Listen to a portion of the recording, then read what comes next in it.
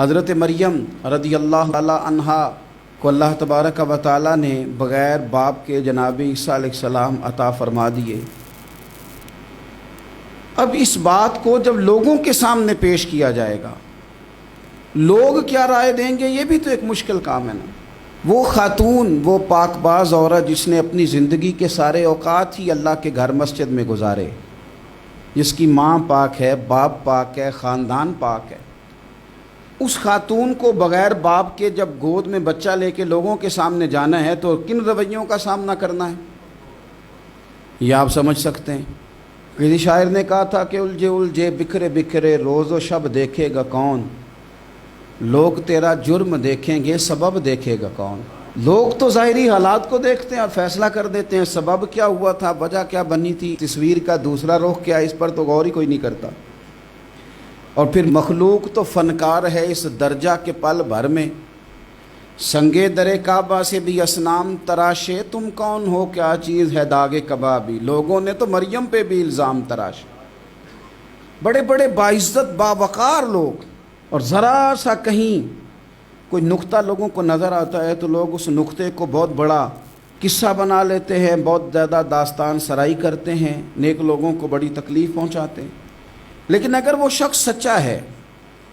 اور اپنے رب کی بارگاہ میں وہ صاف ہے تو پھر اسے زیادہ وضاحتیں دینے کی ضرورت بھی نہیں، اور ویسے بھی جب لوگ بہت زیادہ مخالفت کر رہے ہوں تو وضاحتیں دینا کام بھی نہیں آتا، اس وقت صفائی دے کے انسان مزید الجھتا چلا جاتا ہے۔ حضرت مریم کی گود میں جناب عیسیٰ علیہ السلام تشریف لے آئے تو جناب مریم کو حکم تھا کہ آپ نے بولنا ہی نہیں، آپ نے بات ہی نہیں کرنی، آپ خاموش رہیں۔ وہ خاموش ہیں، بچہ پنگوڑے میں ہے، قوم کے سامنے ہے تو قوم بڑے سخت نظروں سے دیکھتی ہے، بڑے سخت جملے کہتی ہے، اور انہوں نے کہا کہ مریم یہ بچہ کہاں سے آ گیا، آپ بھی نیک، آپ کا باپ بھی نیک۔ تو جناب مریم نے کیا کہا، قرآن مجید سورہ مریم کی آیت نمبر 29 دیکھیے، فَأَشَارَتْ إِلَيْهِ، تو جناب مریم نے نا پنگوڑے کی طرف اشارہ کیا، جناب عیسیٰ کی طرف اشارہ کیا، توجہ ادھر کی، فَأَشَارَتْ إِلَيْهِ، بچے کی طرف اشارہ کیا، گویا اس سے پوچھ لے تو قوم کیا کہتی ہے۔ انہوں نے کہا قَالُوا كَيْفَ نُكَلِّمُ مَنْ كَانَ فِي الْمَهْدِ صَبِيًّا، یہ کیسے بات کرے گا، یہ تو پنگوڑے میں بچہ ہے۔ پنگوڑے میں بچے بھی کبھی بولے ہیں، وہ بولتے ہیں بھائی، پر جب رب چاہے،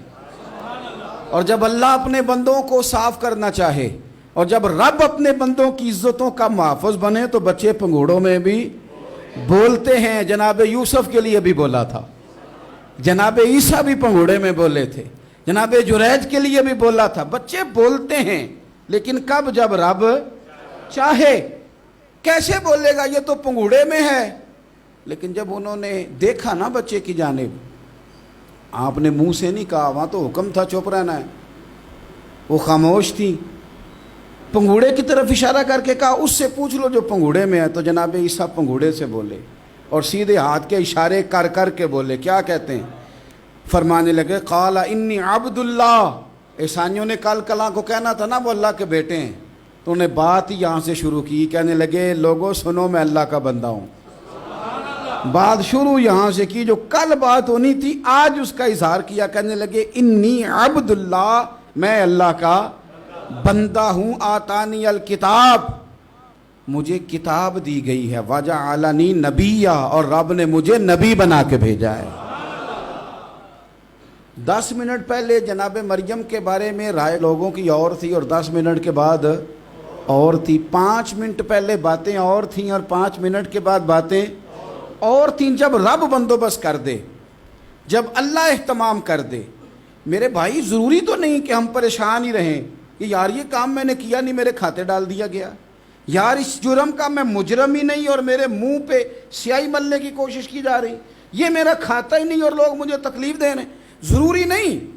کہ آپ ہی وضاحت کریں، میرا رب بھی بندوبست فرما دیا کرتا ہے۔